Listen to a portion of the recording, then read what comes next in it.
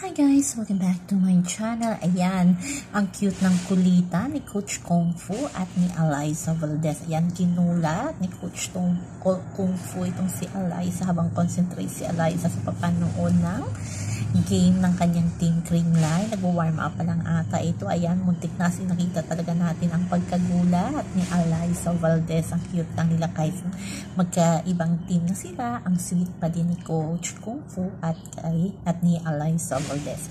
Sa kabilang banda, panalo ang team Creamline sa family feud ni Dingdong Dantes. O diba, ang saya ng show nila, ang game nila.